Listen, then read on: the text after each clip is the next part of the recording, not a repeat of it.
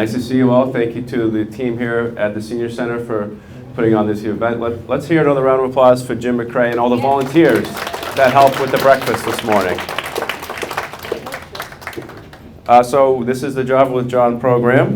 I have Java. I'm John. Hopefully you all have had coffee. I usually start with a quick introduction of myself and my background just for people. Is this the first time here for anybody? Welcome. Welcome. So I'm John Mangiarotti. I work in Town Hall. I started here in 2018. Before that, I worked in the town of Andover and in the town of Westford. Westford is where I live with my family. I have 3 boys, and my wife is a teacher in another community nearby. And we're a busy family at home, and being a town manager is a really fun job. There's times like this week in particular that it's very stressful, where there's a lot of things coming at you, but it's probably the best job you could have. I get the pleasure of interacting with people here at the Senior Center, and after this, I'm going to go meet with people at the fire department, and later on I'll be talking to people about some historic preservation things, and that's just in one morning. And throughout the week, I get to work on all the interesting and exciting things that this town does for its residents, and I help to make sure that they do it and it goes effectively. So the Java with John program is just a chance for me to give a few brief updates on some things that are happening around town. This month, I'll talk about town meeting and a few other projects, but the bulk of the program is to hear from all of you. Oh, I should mention, we're being broadcast live. Thank you, ActonTV.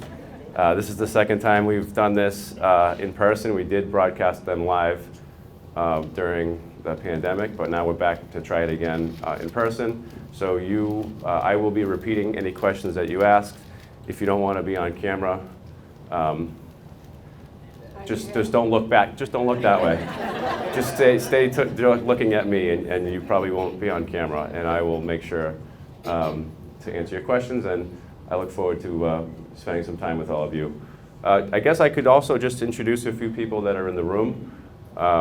We have Penelope Foniole, who's our new Health and Family Services Director. Sharon, you all know Sharon Mercurio, but we also have a few members of the police department here. We have Detective Leo Gower, and our licensed clinician, Beth Van Emberg. And so we have, I think they're here because they want to engage with all of you and help, and that's something that we're proud of, is the way our departments work together. So what's happening in town right now? I always, especially these days, like to talk about Kelly's Corner, everyone's favorite project. I was here yesterday talking to a few folks with some questions about it, and they said, why is it taking so long? I said, it's not. It's on schedule. It's supposed to be done in 2025, and it's on schedule to be completed in 2025. It just feels like it's taking a long time because, it's because of the traffic and the poles and all the stuff that it's messy, but once it's done, it's going to look very different. There'll be trees that they're going to be planting. There'll be pedestrian level lighting, almost like ornamental lighting that they'll be putting throughout the corridor. There'll be sidewalks everywhere. There'll be grass strips. The walls will look finished. Right now, they're all very raw looking. There'll be half as many poles as you see right now. Right now we have the new utility poles that they've installed, and we have the old utility poles that are still there. Eventually, half of those will be gone. So I appreciate your patience, and thank you for your support for that project. That's a big investment in the community, and I think it's already showing that it's creating some interest from economic development interest. As some of you know, Stop and Shop has decided to build a brand new Stop and Shop there, which is going to also add some additional retail outlets. 2 small retail storefronts they're going to add to the Stop and Shop building, which is basically the Kmart building, but they retrofitted it and they made it look a little nicer. I'm optimistic that they'll also do something with the McDonald's building. I heard that they took some paper off the windows or something, so it seems like they went inside, which is a good first step. And hopefully they'll come up with some ideas, and we'll get a restaurant or something besides what it is now to be in that spot. So that's gonna happen throughout this year, and then probably go through the summer of next year, and hopefully be finished by the fall. And again, appreciate your patience. Other projects that are going on in town, the River Street Dam we removed. As you all know, that's not far from here. We have plans to create a park there. We're looking to secure some funding. I believe the Community Preservation Committee is considering providing a little bit of funding and recommending that to town meeting, and we'll continue to pursue grants for that project. There's going to be a dog park on Main Street. Well, I'll take it from the top. So as you're coming down Main Street towards Route 2, if you go by the public safety facility, on your right is Kennedy Landscaping, where that's been for a long time. That business is vacant. The town owns that.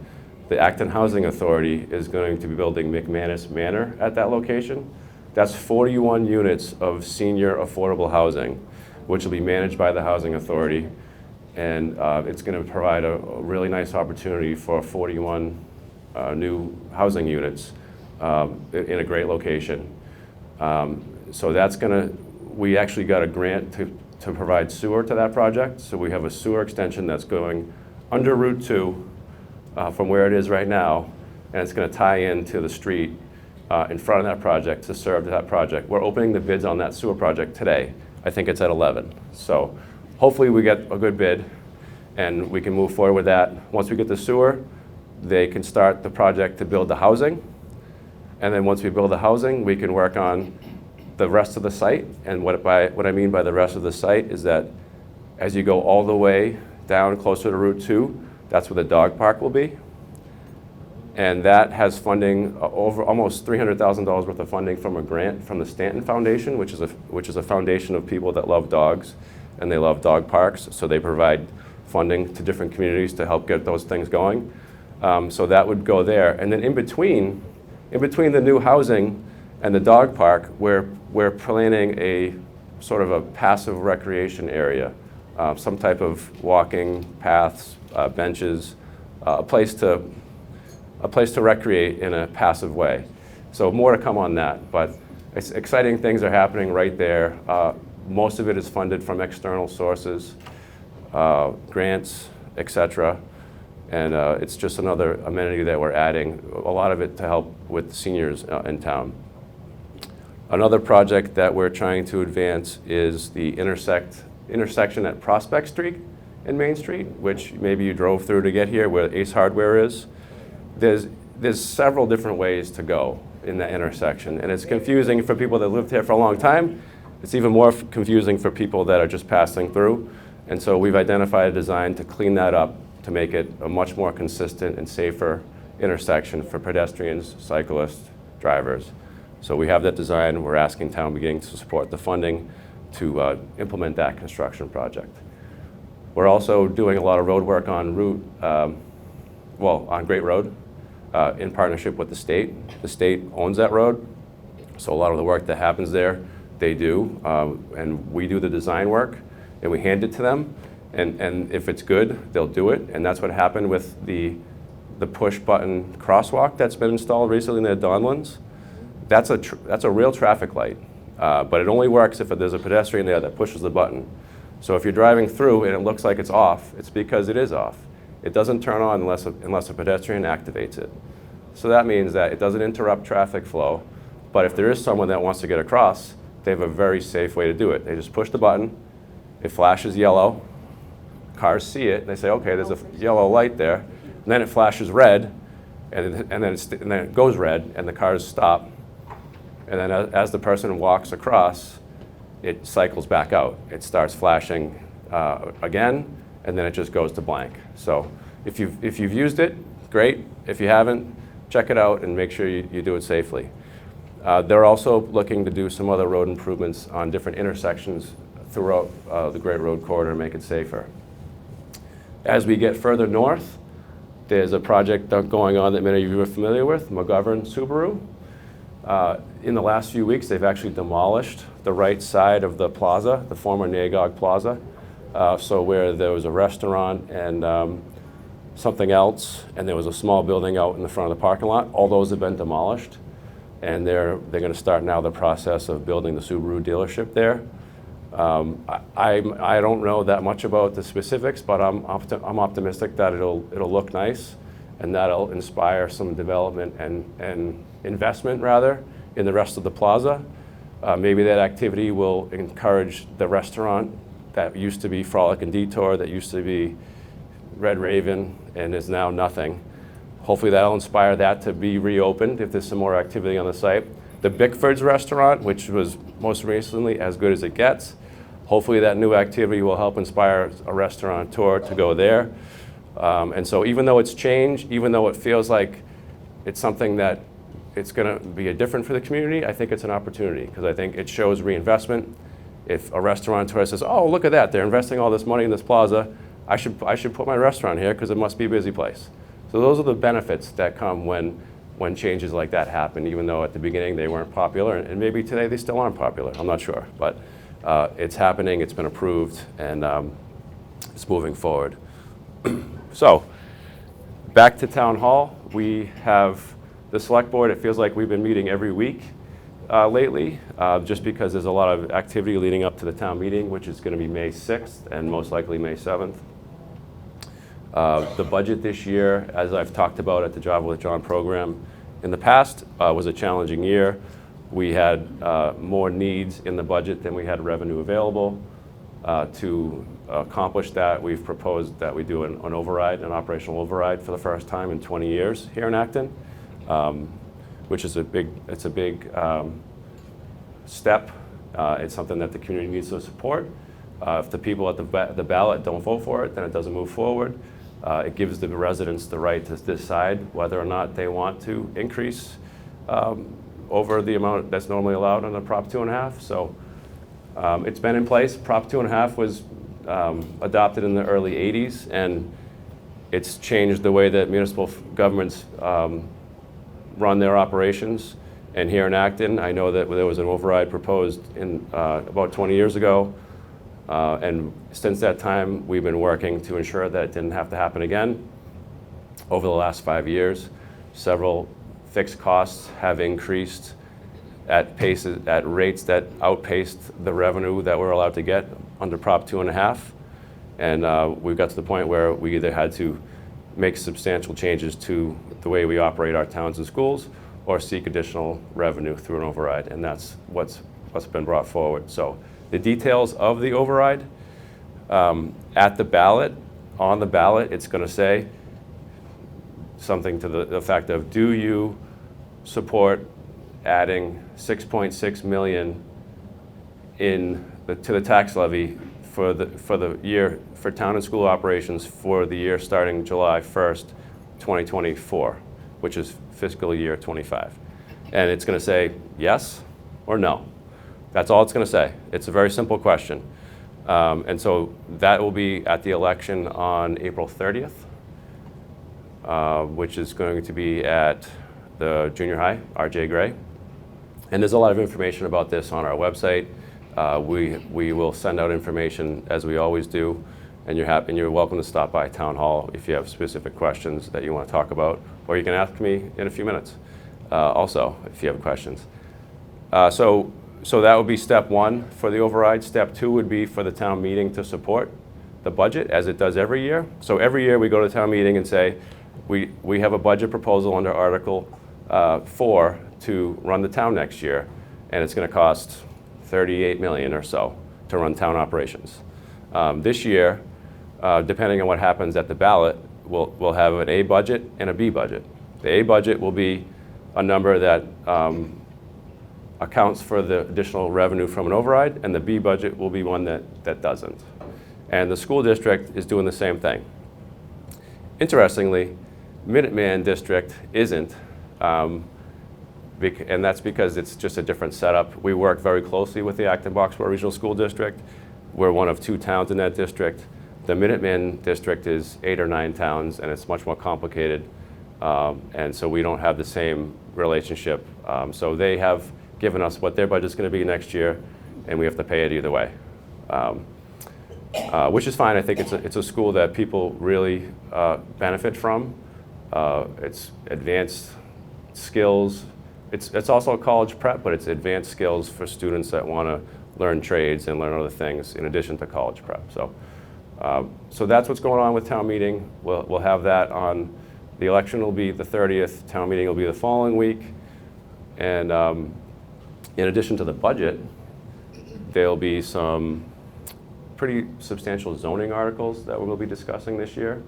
I did mention them last time, but I'll quickly run through a few of them. Just need a little Java. All right, John. So we're proposing several changes to the zoning bylaws. One is called the Assabet River Overlay, and that is a zoning overlay which impacts the Powder Mill corridor, which is right down the hill here, Route 62, as it goes from probably where the car dealership is over here to Maynard. And this is a zoning overlay to help tell the development community the type of the look and feel of the projects that we want to see there as things change through time. If someone's going to redevelop one of the old car dealerships or anything else, this is the design guidelines that we want people to follow. So there's going to be a public hearing about that coming up. I'll give you the exact date. But for every zoning article, we have a public hearing before the planning board, and that allows anyone that has questions or concerns to raise those with the planning board, and then the planning board makes a formal report to town meeting and the select board as part of the process. So even though they've been doing months and months of community engagement, there's still more of that leading up to town meeting. That's Powder Mill. The second two are sort of related. You've heard a lot about the MBTA zoning. You heard about the town of Milton recently saying no to it and having their grants taken away and other things like that, which is interesting. Most communities are moving forward with it, and that is one community that said no, which I was a little surprised to see. But we have had a very inclusive and I think robust, which is a word that planners like to use, a robust process to get people involved and understand what we want our South Acton Village zoning to look like. And the result of that is the zoning proposals that we're bringing forward for the MBTA overlay, called the South Acton Village District Overlay. And they comply with the state mandates, but they also reflect the needs and what the community members in Acton and South Acton want. There was members from South Acton and throughout maybe people in this room, maybe some of you went to some of the engagements, and we use all that feedback to put together zoning overlays that meet the requirements. So I encourage you to check that out and ask any questions that you may have about those.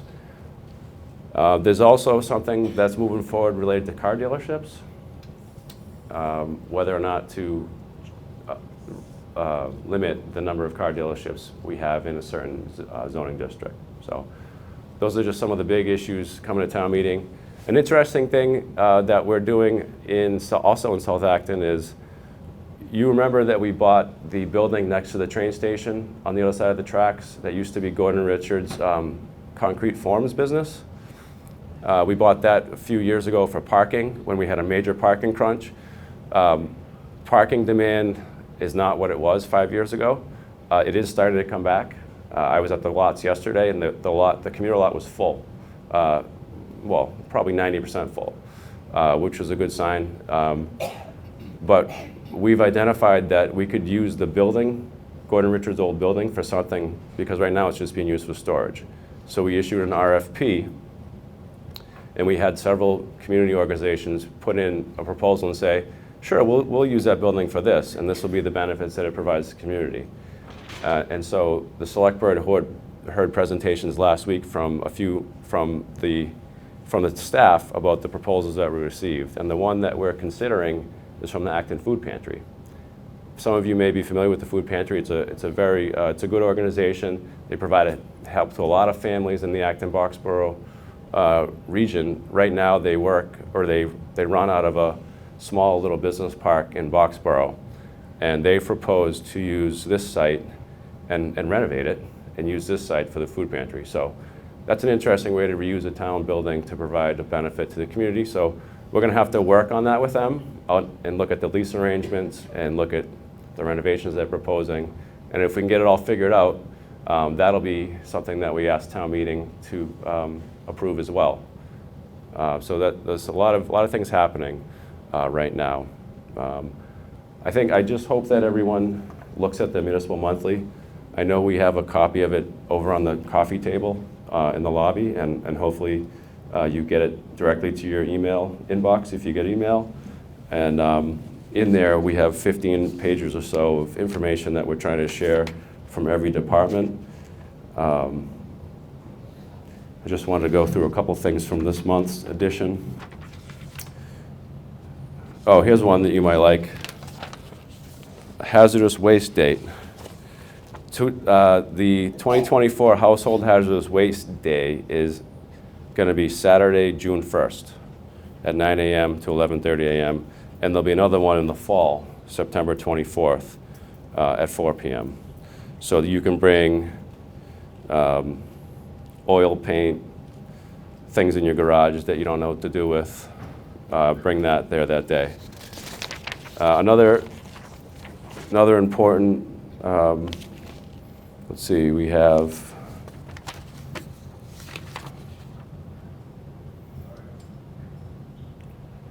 there's something going on next week. It's called Scam Awareness. Hopefully you saw that. It's a collaboration with the Senior Center and the Middlesex Sheriff's Office.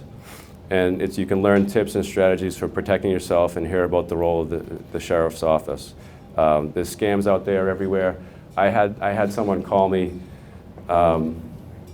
last week and tried to trick me into giving my personal information. It happens every day. If you get a phone call you don't recognize, it's someone that asks you strange questions. And if you stay on the phone with them long enough, they'll get you. So this is an opportunity for you to learn more about some ways to avoid that. I think I'm ready to take questions, and because that's usually the good part of the program anyways. So who wants to get started? Yes? I have a question about the firearms complex, where they can go. What is the status about the firearms that they wanted to move to Acton?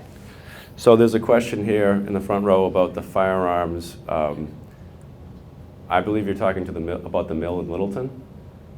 If you watch the news, there was a big story in the Globe last year about there's a mill in Littleton, not far from 495, where there was dozens of gun retail operators out of there, and some of them are being asked to leave, and some of them may be moving to other area communities. I'm not aware of any moving to Acton. We did pass a bylaw at the last town meeting that provides some framework for where firearm businesses are allowed to go. And so I think that we're in a good spot in terms of getting the community to weigh in on it. The community supported something. And so if we do have them, they'll go in the areas that people thought were appropriate. But you haven't heard that they're... No, no, I haven't heard much about that whole situation since last year. Thanks. Yes, here's a question. I'm just confused where the building is across from the train station that you were talking about for food pantry. Sure. So the question is about where's the building I was referring to. So it's called 19 and 21 Maple Street. So if you go down Maple Street, there's the small computer lot, there's the drop-off area for the train station, there's the garage where the ambulance company runs out of. That's part of the building that we're talking about. The building where there's a little ambulance that runs out of across from the rail trail. Are the tracks on Martin Street? No, it's on Maple Street. So the commuter rail station is Oh, okay. Oh, Right at the fork in the okay. at the fork in the road. There's a big building that was, Yeah. I saw. Oh, we have a picture I of saw it. ambulance There you or go. something come up. Was it storage for like? Yeah, so right now it's being used by Emerson's ambulance runs out of there, which is not Acton's program, but we let them use it. We lease it to them, and we use it for storage. So this would be using it for something more productive. Oh, and another question, sure. So Powder Mill Road here, the Stop and Shop, that'll be completely empty space. And Subaru on the right and the left will be completely empty space because they use both sides of the road, Subaru. Yeah, so the question is what's happening with the Subaru dealership that's here now, if McGovern's putting the Subaru dealership on the north side, and what's happening with the Stop and Shop that's in Powder Mill Plaza if they're building a new one in Kelly's Corner. The answer to those questions are we're still trying to determine exactly what's happening. I know there's a different owner that owns the Subaru dealership. It's not McGovern. I think they're just leasing that, so it's going to be what the property owner decides to do with it for those businesses. With regards to Stop and Shop, we haven't heard exactly what their plans are, but I hope it's something that doesn't leave a vacant space there. Right, because grocery stores anchor plazas like that, so when they go away. Walgreens in there also? There's a Walgreens, there's a pizza shop, there's a hairdresser, there's a lot of stuff in there, yeah. What is it? Mail, yeah. Okay, any other question over here? Yes? Yeah, where the dam came out, now, can we go in there now to see it? I've wanted to go in and see what's in there. Can we drive in there? So the question is, can we go check out where the dam came down? And unfortunately, no, it's still an active construction site. Where that bridge is, you can't drive over? If you're on River Street, you can pull over and look, and you can see a lot, but the site is still fenced off because it's not ready for the public to use it yet. We have to come back and do some more work in the spring. I can show some pictures. It looks really nice. And it's an old historical industrial site. There used to be a mill there of some sort, during the industrial era. And we were able to preserve some of it. And you can see remnants of it. And there's actually a stone lookout point where you can go and look out over the river, and it's going to be a really nice amenity. That was paid for with a $1.4 million grant from the state, in addition to some other sources. So, but stay tuned. Hopefully by this summer you'll be able to walk around out there. Yes? Is there any proposed date for the, talks about the dog park and I know you've got to deal with the sewer issue, but is there, once the sewer issue is settled, is there a proposed date for? So the question is about what's the schedule for building the dog park. And I think the schedule, so the grant funding agency actually reached out to us this week and said, hey, come on, we want to give you this money. When are you going to build a dog park? So they have the same question. And it does require us to get the other things established first. So today, the bid opening today is step one in making sure that the sewer project is a go. And then once the housing development goes out for their contracting, that'll be good to go. And I think by the end of this spring, early summer, we'll be able to start moving forward with the dog park phase, getting the contract and all that. So this year, we'll be able to start it. There was a question back here. We just saw this morning in Penelope's job title, or description, job title has changed all of a sudden. Who decided that and why? So there was a question about Penelope's job title. Thank you for the question. So I'm happy to talk about that. So earlier this year, Cheryl Ball, who many of you may have known or worked with, retired in October. She was the health director. Great health director. She's worked here for 30 plus years, big contributor to the community. When she retired, we reorganized the Health and Human Services Department. We actually created a Health and Human Services Department. In 2017, Senior Center, Nursing, Community Resources, Veterans, all moved into this building. But the structure of the organization did not change. We just took those divisions, brought them over here. And I think the plan, all along, was to find a way to create a department structure to formally have all the departments in the same organizational structure. And that opportunity was presented when Cheryl retired, because we took the vacant position that she held and created the Director of Health and Family Services, which is the position that we hired Penny for. Penny's over here. So now Penny is, in addition to doing what Cheryl did, she's also the department head for the Health and Human Services Department, which she just started last week. So we're not going to put her on the spot yet, but I bet you she would, but I'm not going to let her. Part of that work is helping to support the exciting things that are happening here, help the coordination between the entities, help coordination from the health department and nursing, which Cheryl Ball and the nursing department always worked very well together, but they were separate departments doing very similar things. So all these changes were brought to the select board in the fall. I don't remember exactly when, and they approved the reorganization. That reorganization then led to the hiring, and here we are. So her title didn't change like yesterday. It changed when we did the hiring process. Does that answer your question? Maybe. Maybe. Okay, I'll take a maybe. Hold on, we got a lot of questions. I want to try to track where they started, though. I think you were next. Okay, and it goes with the override. In order to decide whether to vote for it or not, I need a lot more detail as to what caused it.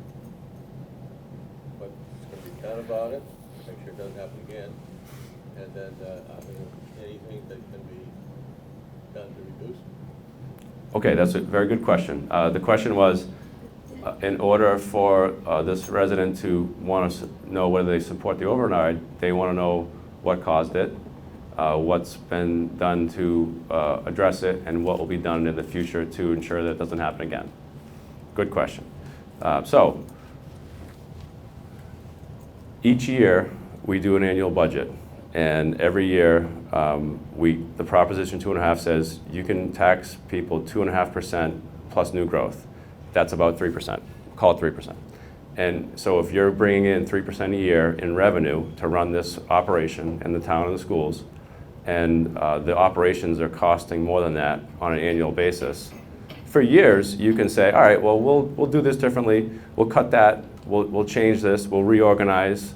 We'll replace those 3 positions with these 2 positions, and we'll be able to get by even though we're absorbing essentially 4.5% to 5% of costs within a 3% revenue situation. We did that, and I've been here for 6 years, and we've been doing that successfully every year. And we got to the point this year that the decisions that we were making to try to find creative ways to meet the 3% target were causing impacts that were more than just reorganizations. They were significant changes to service levels, particularly in the schools, where it was to meet the revenue target that we had was going to cause significant layoffs of personnel that provide the services that people are here to utilize. In the town, we would be reducing services in several departments to try to meet the 3% target. And the board felt it was an appropriate step forward to ask for additional revenue to allow to maintain services at a level services. People are here for services, and they appreciate the way we provide them. And so that's what caused it. And some of the big ticket items that were going up are health insurance, which you're all familiar with the way the health insurance industry has changed in the last 5 years, and it hasn't gone down. It's just skyrocketed. And those costs had been absorbed. You know, we were getting 8% increases, all increases that were more than 3%, and we were just absorbing them in the budget process and making it work. This year, we got a 23% increase, and just that couldn't be absorbed. And that was one driver. I think our pension assessment, which is basically all the employees that have ever worked here and all the employees that work here now are part of the Middlesex County retirement system. I pay 11%, give or take, of my salary towards my pension. But in the older times, people didn't pay anything towards their pension. In the 80s, I think they started requiring people to contribute 5%, and in the 90s it was 10%, and it's now where it is around 11%. So we're still paying for the pensions of all the people that are in the system, and we pay an assessment every year. That assessment covers the cost of covering all existing retirees and the retirees that are anticipated. and we have a liability that we're trying to pay off, and it's costing us 6% a year.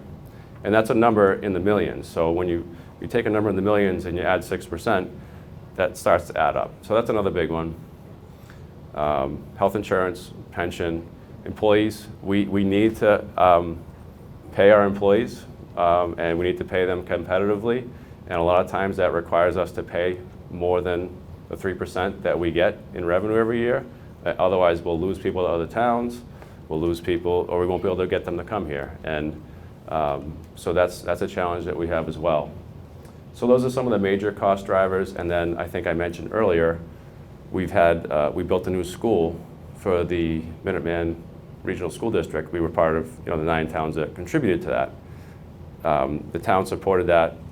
The school financing is all set, but the new school has created a spike in enrollment, and the spike in enrollment has caused, last year was a 20+% increase in our Minuteman assessment. The year before that was in the same range, and those are huge chunks to take out of the budget, and we absorbed them the last few years, but that compounded with the other things I just mentioned really caused it to be a year that we needed to ask for additional revenue.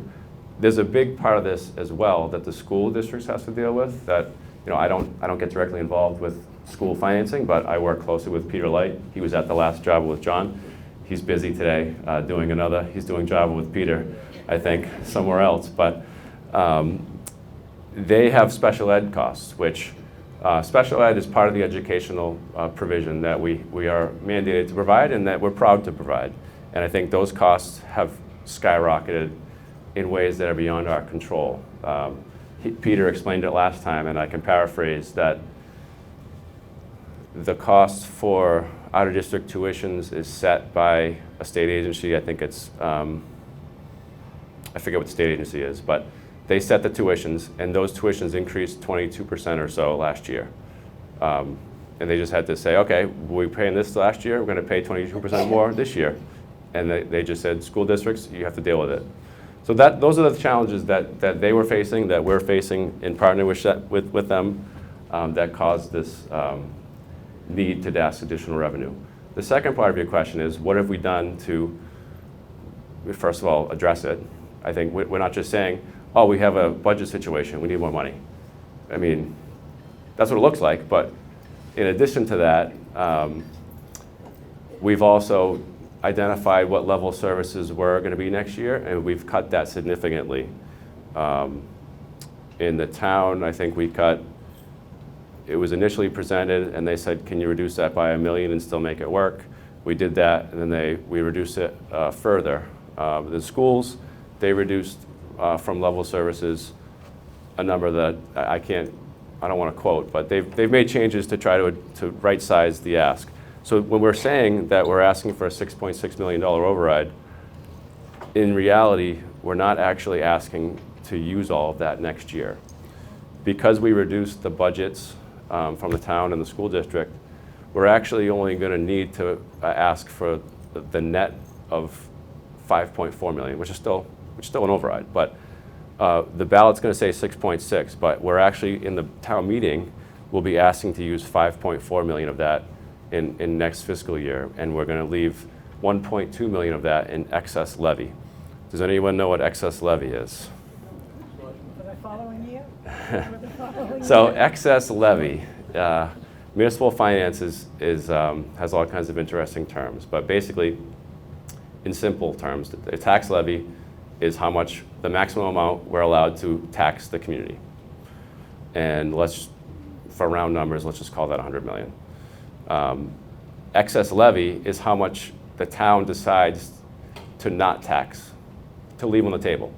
So in this case, we're asking the voters to allow us to increase the maximum levy by 6.6 million, but the select board are moving forward with leaving 1.2 million of that untaxed, as untaxed levy. So asking for a 6.6 million, using 5.4 million, and leaving the rest in untaxed levy. And that gets to your third question. That is part of what we'll have to ensure that we can avoid doing this again in the near future, is that we're being conservative with our budgeting. We're making sure that we'll keep that non-tax levy as long as we can. And in the past, we've had non-tax levy year over year and maintained it as a way to stabilize increases and not have to ask for additional revenue. And so that's one mechanism that we'll be taking. Another major mechanism that we've employed is that we've changed our health insurance. So we've identified that health insurance was a huge cost driver. So this year we hustled and we actually changed our entire health insurance program, and we're going to a new program that's going to cost us less, and it's going to significantly reduce the risk that we take on, because we were previously self-insured in a pool of 1,500 people. So if any 11 people have a bad year, which is what happened last year, it puts the whole health insurance system out of whack. So we're now going to be in a much larger pool with hundreds of other communities, and that will not only reduce our costs, but it'll significantly reduce our risk for the future to avoid this happening again. I feel like you have a follow-up question. Just a quick, and it's good. As far as the retirees are concerned, our cost used to be $350 per quarter, I guess, or month. They dropped to $305 with the new one. What was the new plan with that? So, oh, sorry, you're still going, sorry. I said the cost to retirees, like teacher retirees. Yes. Right? They used to pay $350 a month. Mhm. Now they're paying $305 a month. Right? Significant reduction. Mm-hmm. And we went from Blue Cross Blue Shield to Aetna. And let me tell you something, the Aetna program is. It's not working. It is. I'm an acting retiree, yeah. It's not working. It's working great for us. So just to bring the rest of the room in the mix here and the viewing audience, there's a resident asking about the employees that are retirees and how they're going to be impacted by this health insurance change. Positive so far. Right, so we changed our retirees to a different program in January, and we're going to be moving the retirees back to Blue Cross Why? in January. Why? As part, Great right now. I know, but it's part of the risk management, and I'm happy to talk to you afterwards about your specific case, but the cost of health insurance has increased substantially. Even though retirees had relief this year, we're expecting that cost to go up next year either way, whether you're with Aetna or with Blue Cross, and we have to go with Blue Cross because that's where that's the changes that we just implemented. So I'm sorry that creates work for you. But we can follow up later. I had a question out back here. John, just to verify, if there's a 6.6 million override that is agreed upon before getting to town meeting, that 6.6 increases the base. So even though they're only going to actually tax, 5 point, whatever you said, 4 million, next year, when they look at Prop 2.5 plus new growth to 3%, that's off of the current plus the 6.6 million. Is that correct? So the question was, regarding the override, if we're increasing by 6.6, even if we're only taxing 5.4, doesn't that 6.6 get added to the base for next year's calculations? And the answer is yes. The 6.6 would be increases our levy limit, increases what we're allowed to tax, and next year when we calculate for Prop 2.5 purposes, we take our levy limit, add 2.5% plus new growth, and what is the current plan is to maintain excess levy capacity next year as well. And I think there's a strong commitment that I've sensed, although it hasn't been voted, but I've seen a commitment to keep that excess levy capacity as long as possible. So to answer your question, yes, it does add to the base for calculation purposes, but there is still the opportunity to keep excess levy capacity on the books next year, which would have the same resulting offset. Thank you. A question over here at the cafe table. Yeah, hi. So do you have any idea what the revenue loss to the town would be annually for the unproductive commercial properties in town and, you know, places like Kmart and up in the,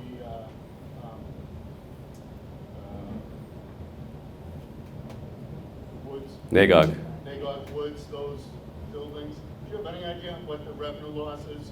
And the second part to that question is, with this override, whereabouts would that put us as far as towns in Massachusetts as having the highest tax rate? Those are good questions. So the first question is related to economic development and the potential impacts of having large businesses be vacant, such as Kmart and some businesses up in the Nagog Business Park. I'll answer that. And the second question was,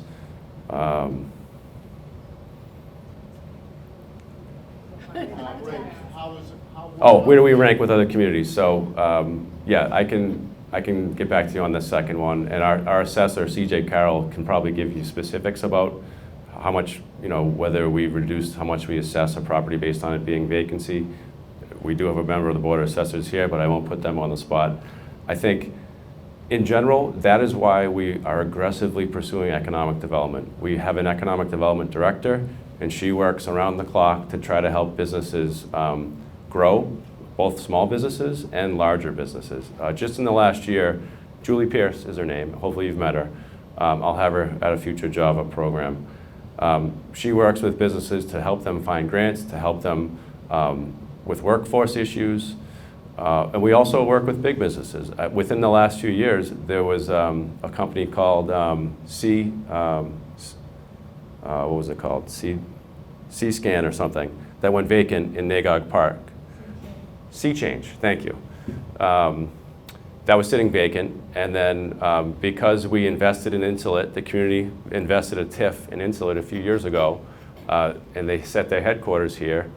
That led to further investment in the old C-Change building, where they bought that, and they built 119,000 square foot of flexible storage space, flexible warehouse space.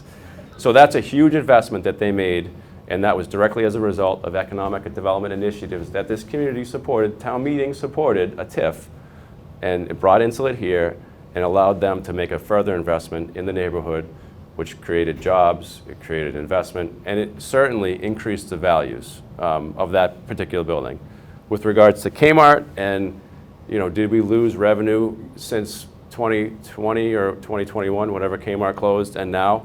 I can get you a specific number on that, but I do know that the investment that they're making now will be added to the tax rolls, and I'm sure it'll be more than it was then. So every town has this challenge to keep the revenue, but just in a general sense, when you have a large commercial area or businesses or buildings that are vacant and not productive, does it make a 1%, like in our town, would it make a 1% difference? Or? It's hard to say, but I have a very good data point that I can share with you that points to a trend that's going in the direction that we want it to.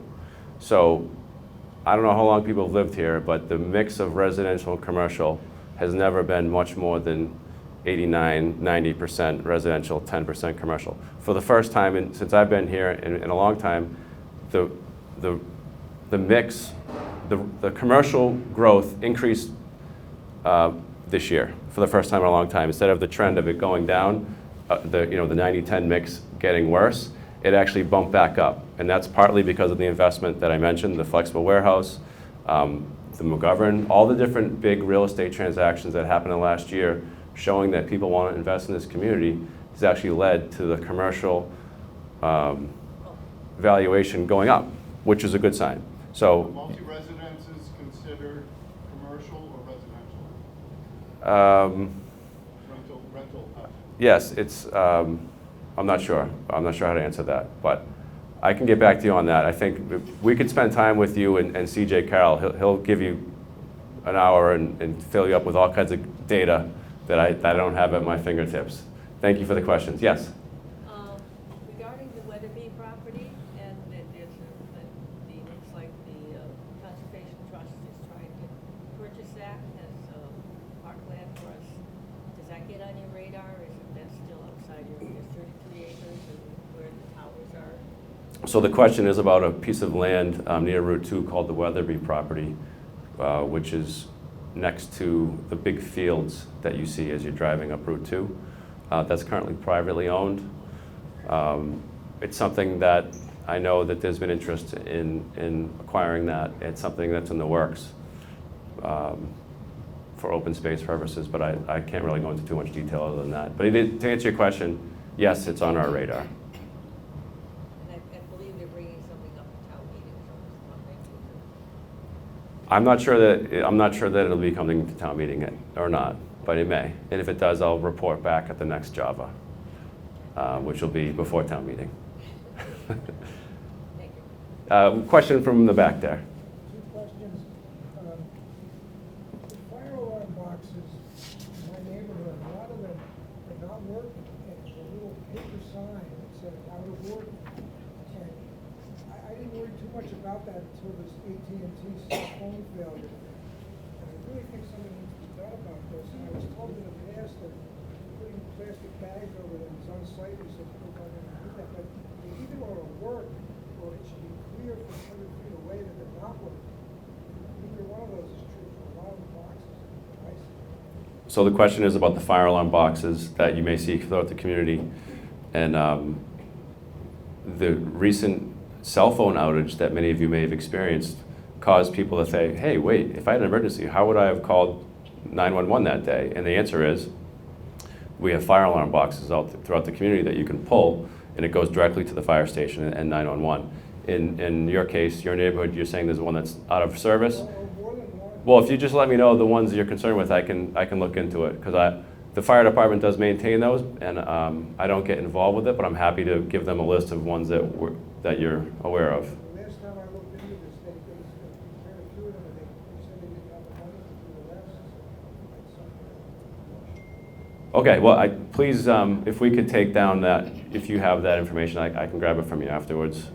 And you had a second question? Yeah, I have a bag full of old pills, and I tried to bring them to the fire department. They don't know, they send me back to pharmacy, they don't know. Is there any program, other than that, just so we don't want to turn down the drain? The question is about drug take-back, and we used to provide that at different departments, and we're doing less of that right now. I know CVS, I wonder if Detective Gower could help us with this one. I believe that there was a recent one that a couple guys came in, so they had a recent drug take-back. That doesn't happen that often. Yeah, Here it was in Acton. Here, no, Oh, wait. at the police. It would be at the police. So we have throughout the year drug take-back days. It sounds like, Sharon, do we have a drug take-back day at the senior center anytime soon? No, but we're gonna advertise. There's one in Are they doing another one? Okay, I'm not. There's one in April, I think. so stay tuned. I did hear, someone did tell me about that, but it's still being planned. We'll get to the exact date for the drug take-back day in April. Okay, any other questions out there? Yes? There's a piece of property on Great Road between Meyer Hill and, was it this? Yeah. And there's a little gray house. What's gonna happen to that, because the owner of the house passed away? The question is about a house near Meyer Hill Road on Great Road. Can you give me a business as a landmark? I can't picture it. It's between my condominium, which is Woodville, and Meyer Hill, it's down the hill. It's right on Great Road. It's across from the entrance to the golf course. Oh, okay, yes. I think there's a project that was permitted there by a few years ago. There was a housing project that was developed, permitted there, and I'm not sure the status. It was supposed to start a few years ago, and I'm not sure what happened. But yeah, that, I think I know what you're talking about. That was I don't 20 to remember. 30 units. Yeah, Mary, whatever. Yeah. Owned that house. I can get you a specific update from the planning department about where that is, but I do know that that went through the process to get approved, and I thought it had a permit. It just must have, the market conditions must not have allowed it to move So forward. what was the purpose of what is going to happen? It was going to be, it's housing, housing, yeah. So I can follow up with you on that specific question, though. Thank you. Yes. Where does Acton Housing Authority fall in the organization and budget? The question is, where does the Acton Housing Authority fall within the organization and the budget? So, the Acton Housing Authority is a state agency, or a quasi-state agency. They're not, we work very closely with them, but they're not in our organizational structure. You know, there's an appointee on the Housing Authority by the governor. There's some appointed locally. We work very closely with them, but they're not working on a town hall. Thank you. Yes? Regarding the April 30th election / Prop 2.5, if you're on a mail-in vote list, can that be mail-in? Or do you have to go to the junior high to vote? April 30th. Town meeting, you have to go. The question was, is mail-in voting available for the local election? That's the question. Which also I feel like I should know that answer. Yeah, but I don't. I think it would be, except for that Prop 2.5 question is Well, on there also. let me get back to you. Let me phone a friend. Can you text? Can you ask Eva? Or yeah, sorry. So medication drop-off, so police station April 27th, more to come on that, but to save the date. And then- Medication drop-off, April 27th. Mark your calendars. Public safety facility on Main Street. And CVS anytime on Mass Ave and Meeting House Road. What was that? CVS will take drugs back also, the one on Meeting House Road, which is, And Mass Ave. and Mass Ave. And Mass Ave. Oh, the last time I went, their container was full. Can you find out from the clerk's office about mail-in voting? I feel like I should know that, so I want to answer it before I leave today. Thank you. Okay, any other questions? Come on, we need a few more. Yeah, thank you. Does the police department run out meds So no, the police department participates in events like the one that we're planning in April, but they're not regularly taking them back. CVS. CVS is your best bet for that on an ongoing basis. Or you can pencil in April 27th and come to the PSF that day. Yes, another question over here. Do you know anything about the Trader Joe's Plaza? Something being... Oh, the Trader Joe's Plaza. Yeah, question. Foods or... I did hear through the industry publications that plaza was recently sold. I haven't been made aware of any changes that would result from the sale. I hope that people frequent that. There's some pretty interesting businesses there. KJ's Cafe is a new, we talk about businesses and it's sad that they're leaving, but people need to go to them to support them. So hopefully people do.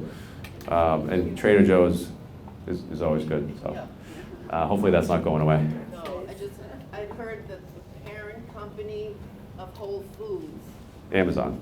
had, was that what it is? Yeah. Okay. Had bought that plaza, so. I haven't. We weren't having another car dealership. Or Whole Foods. Yeah, I don't know. There's a Whole Foods right down the street in Westford, so Oh, yeah. hopefully they'll stay at bay. But thank you. I can ask Julie, our economic development director, if she's heard anything about what that sale will mean to us.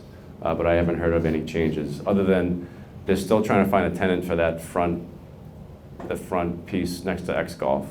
There's a vacant little restaurant spot there, so hopefully something goes in there. We need some restaurants. I think I saw a question over here. No? Oh yeah, here it is. Yeah. The Dagog Plaza, is that line of stores that are still there going to stay there, or are they eventually going to get demolished? The question is about the Nagog Plaza and what's going to happen to the Crossroads Cafe, the dollar store, and the building that didn't get demolished. So the answer to that question is McGovern bought the entire thing, but they only proposed to make the site plan changes on the right side as you're looking at it.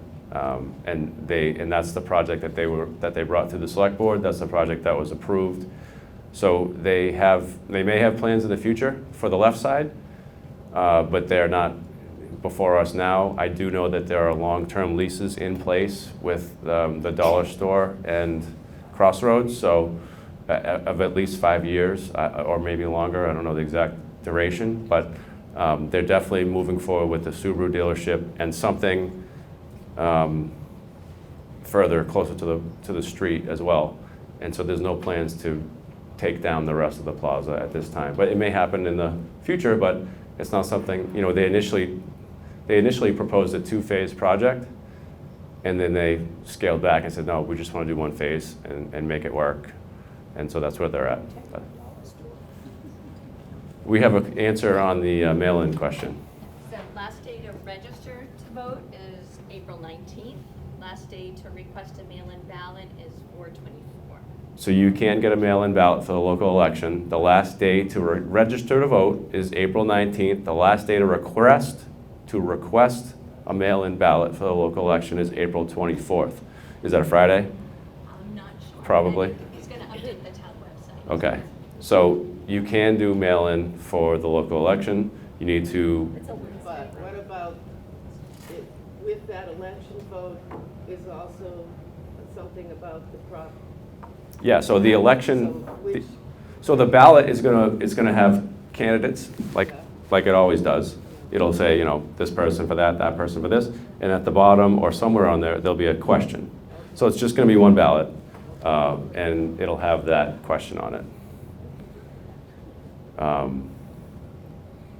Any other questions, comments, or complaints? John? Yes. How many of the families have moved into the Minuteman? Ooh, I know that one.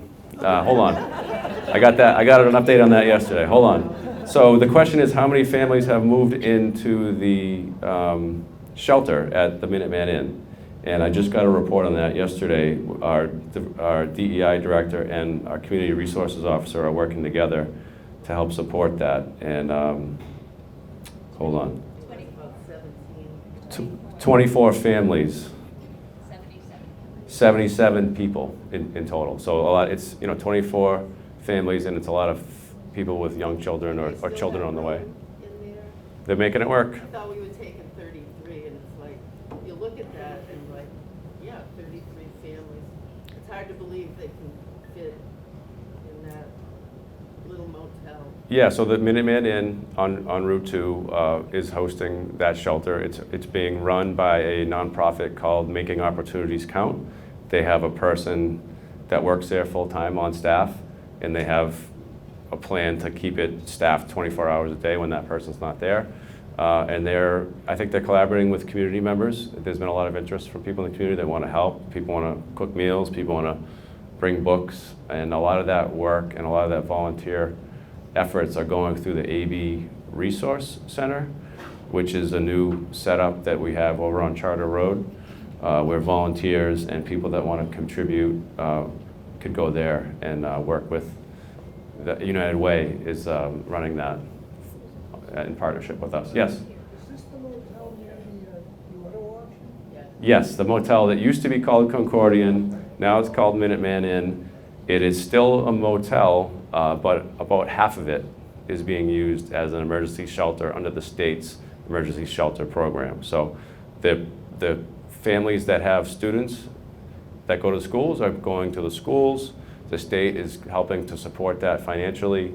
As far as I know, the town resources that are being used there have been not a burden that I'm aware of. I think we're trying to help as best we can and provide resources, but the shelter is pretty self-sufficient in terms of the company that runs it. So it's nice to have some new people in town and people that we can work with and get to know. And it's a challenge across the state, and I'm proud that Acton is helping with it. Any other, yes? Do you know for town meeting whether or not there's going to be a van available for people to get there and then get home? The question is about transportation for town meeting, and every year we do arrange for some transportation services, and that will be available this year as well. We typically put information about that in the warrant that we mail out, but we'll try to make it available sooner than that so people can start planning for what that looks like. Thank you for the question. Oh, the question over here. Well, just wanted to update, so we were able to confirm the Foxborough Police Department has a drug box for prescriptions. You can go to the Foxborough. Turns out there may be a drug drop-off in Boxborough PD. Thank you. Any other questions?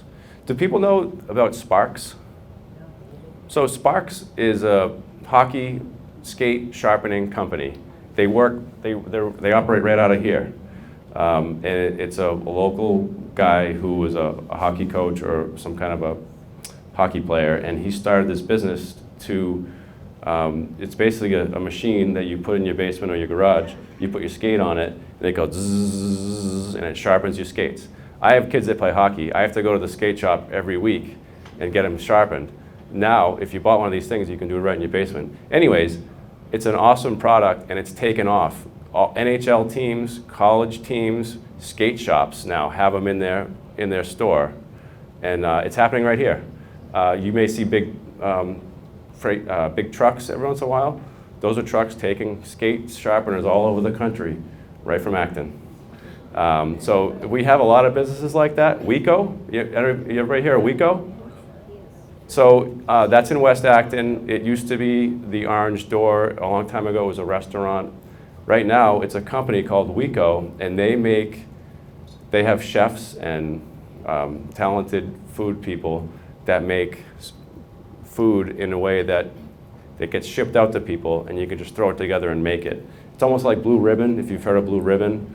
It's a meal-to-go service, but you can't just take the meal and throw it in your oven. You have to do a little bit of work. Anyways, that's taking off. Very successful. It started a few years ago, just in Acton and the surrounding areas. My sister lives in Walpole. She gets a delivery from Wico.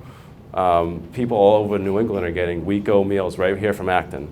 So, you know, as I mentioned, Julie Pierce does a great job of promoting economic development opportunities, but there's a lot happening here in Acton that's pretty exciting. And so if you know anybody that is a hockey player, tell them about Sparks. I'm going to try to do one this year for my kids. Thank you all. Any other questions or comments? Okay. Oh, yes, one more. Well, you keep talking about the different businesses. Why are our taxes so high if we have so many businesses? The question is, why are our taxes so high if we have so many businesses? And the answer is, we do not have so many businesses. We have businesses that I'm excited about, but we only have about 10% of our community is business related. If you go to a place like other communities, it's much larger. And so what we're doing from an economic development standpoint is trying to add more business development growth so that every time we add a business that is investing in the community, that reduces the burden on residential taxpayers. So when I mentioned earlier that our commercial tax base went up a little bit, it's not going to, I mean, you wouldn't notice it, but it actually reduced the burden on the rest of the community that are residential taxpayers a little bit. And if we can get more commercial investment next year, it'll help a little bit more. And so those are things that we're trying to do amongst the other work that we're doing here. And we're lucky that we have really talented people that work here that try to make these things happen. And community members that volunteer. We have an economic development committee, and they're working very hard as well. So thank you for the question. All right, well, it seems like people want to get out of here, so thank you. Nice to see you all.